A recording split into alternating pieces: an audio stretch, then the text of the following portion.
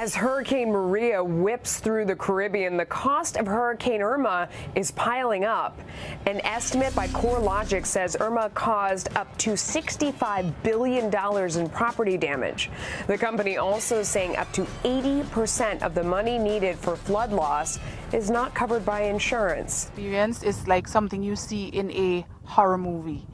Persons were literally running from house to house, and we had cars flying over our heads. We had containers, 40-foot containers flying left and right.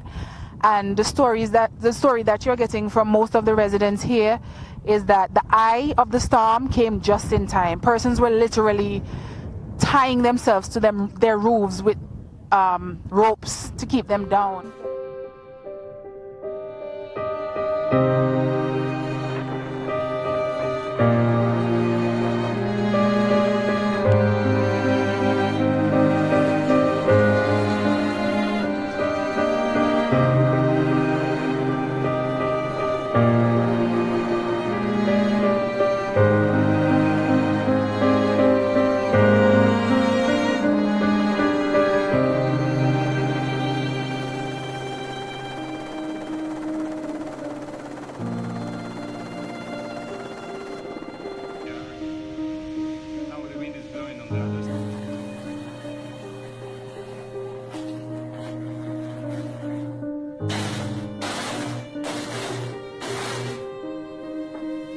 So we want to give you the numbers. First off, a snapshot from the sky, the visible satellite of the storm, still a menace. It looks like there seems to be some deterioration in the eye wall, but when you compare it to the infrared, it's actually reforming. This is Saturday night. You'll start to see some energy from this storm during the day on Saturday, but once again, you hear potential landfall in the Keys as a Category